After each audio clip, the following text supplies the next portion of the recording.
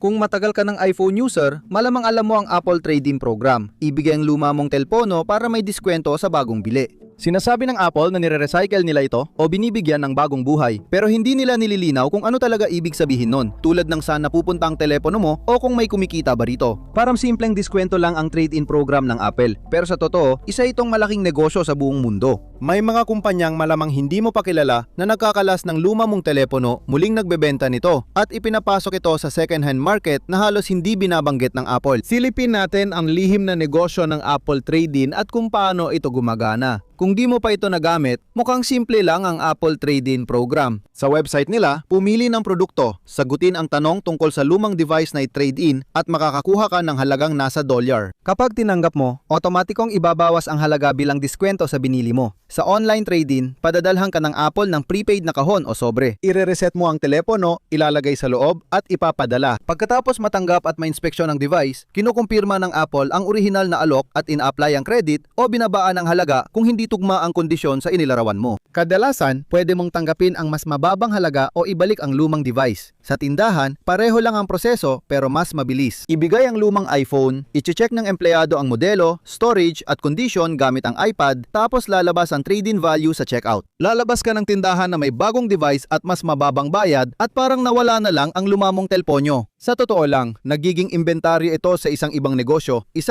na dating pinapatakbo ng isang kumpanyang Irish na tinatawag na Alchemy. Kapag ipinagpalit mo ito sa Apple, hindi ito napupunta sa Cupertino kundi sa processing center ng Alchemy. Doon, data ang unang inaasikaso. Binubura ng technician ng device, nire-reset sa factory settings at sinisiguro ang walang naiwan na personal na impormasyon. Laging inaudit ng Apple ang prosesong ito para mapanatili ang privacy promise nila kahit partner ang gumagawa. Kasunod nito ang grading. Tinitingnan ng staff ang screen, frame, button, ports, camera at battery health pati functionality test para bigyan ng condition grade ang iPhone mo. Kung makakatulong ang murang kumpuni para tumaas ang grade at resale value, gagawin nila ito. Kung hindi, ibebenta na lang sa kasalukuyang kondisyon. Halos lahat ng telepono noon ay nare-reuse, hindi sinisira. Ayon sa Alchemy, 99% ng mga device ay naibabalik sa sirkulasyon sa anumang anyo, habang 1% lang ang sobrang sira at napupunta sa recycling system ng Apple. Natatalakayin pa natin.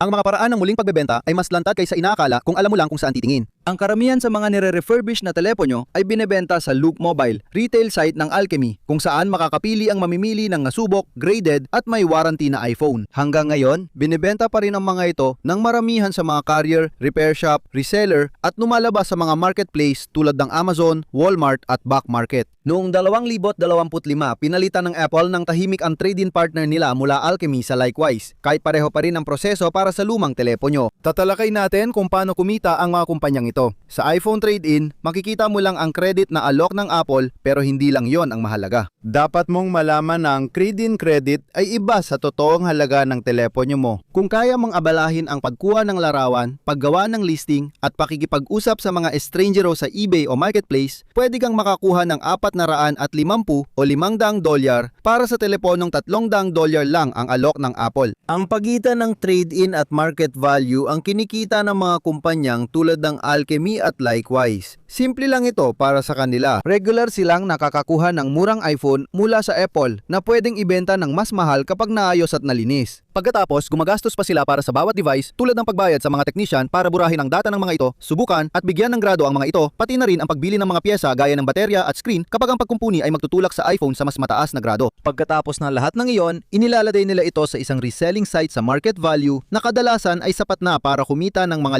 50 hanggang $100 na tubo. I-multiply mo ito sa milyon-milyong device kada taon, makikita mong napakalaki ng trade-in business. Iba talaga ekonomiya ng Apple, hindi nila kailangang maksimisahin ang kita mula sa luma mong phone.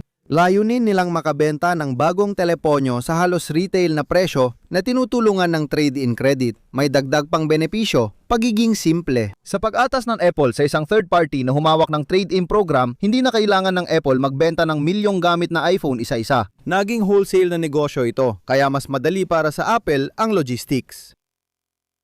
Pag-usapan natin kung bakit nilikha ng Apple ang programang ito dahil wala ito sa unang 6 na henerasyon ng iPhone. Kailangan kasi ng Apple ng bagong subsidy. Dati, network carrier ang nagpapababa ng halagang babayaran agad sa iPhone. Sa US, $200 ang karaniwang presyo ng unang modelo pero may kapalit ito. Kailangan mong pumirma ng 2 taong kontrata sa AT&T dahil sila ang nagbabayad sa Apple para i-subsidize ang bawat unit. Kaya mababa ang presyo ng mga modelong yon. Pero nagsimulang magbago yon nung unang bahagi ng dekada 2010.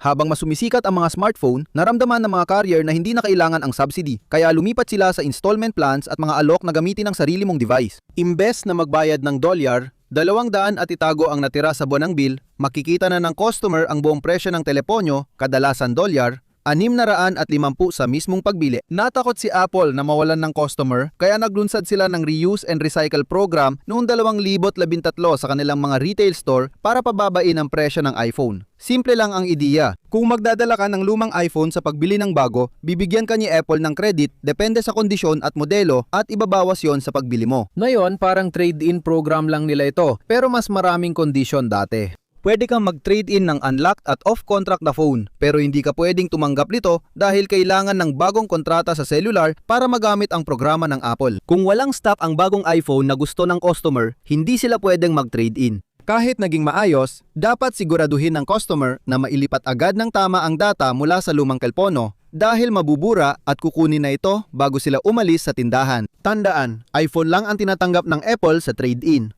Noong 2015, isinama rin nila ang mga sirang device at Android, BlackBerry at Windows phones sa programa. Kaya hindi lang ito paraan para mapanatili ang mga kasalukuyang customer sa ecosystem ng Apple, kundi paraan din para hikayatin ang mga gumagamit ng ibang platform na lumipat sa iPhone. Ngayon, mas madali at user-friendly ang proseso. Makakatanggap ka ng unlock na iPhone na walang kontrata at pwede mo ring ipadala sa ibang araw ang lumamang teleponyo gamit ang trade-in kit. Sa ganung paraan, magkakaroon ka ng oras para masiguradong nailipat ng tama ang lahat ng data sa bago mong teleponyo.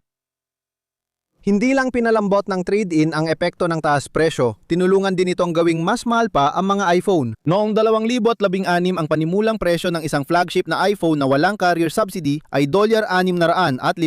Alam ng Apple na darating ang panahon na babagal ang benta ng iPhone dahil mapupuno ang merkado, kaya't nagtaas sila ng presyo para maiwasan ng malaking bawas sa kita. Dahil dito, mas pinasigla ng Apple ang trade-in program nila online at sa stores. Noong 2017, nakita natin ang malaking pagtaas ng presyo ng iPhone. $50 ang dagdag sa iPhone. $350 sa iPhone, 10 sa panayam. Tinanong si Tim Cook tungkol sa taas ng presyo at lagi niyang binabanggit ang trade-in program. Sinabi niya, kadalasan tina-trade-in ng mga tao ang telepono nila kaya bumababa ang presyo. Tama siya, naging pinakamabenta ang $1,000 na iPhone, 10 ng Apple. Ngayon, ang pinakamahal na iPhone ay $1,200.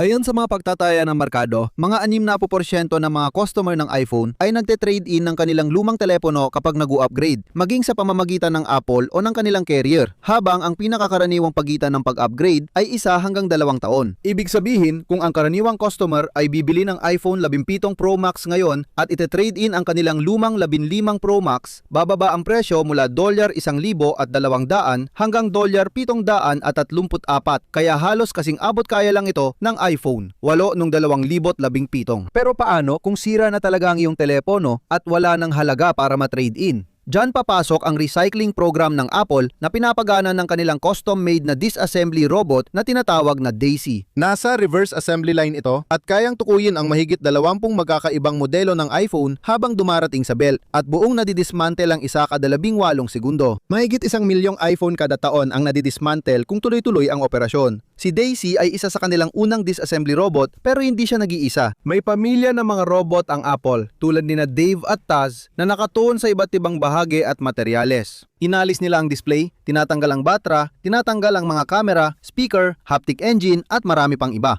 Ang bawat bahagi ay inilalagay sa sariling lalagyan at ang natira ay dinudurog at ipinapadala bilang e-waste. Tinutulungan ng prosesong ito na ma-recover ang mga material na dati tinatapon gaya ng aluminium, bakal, tungsten, cobalt sa baterya, tanso at ginto sa circuit board at rare earth element sa speaker at haptics, na nagpapahintulot sa Apple na muling gamitin ang mga materyales na yon kapag gumagawa ng mga bagong produkto. At sa isang nakakagulat na hakbang, binigyan pa nga ng Apple ang ibang mga kumpanya ng libreng lisensya para sa teknolohiyang ito sa pagre-recycle. Kaya kapag nag-trade-in ka ng lumang device para sa bagong iPhone, alam mo na ang ginagawa ng Apple. Ako si Greg ng Apple Explained. Salamat sa panonood hanggang dulo at magkikita tayo sa susunod na video. Maraming salamat.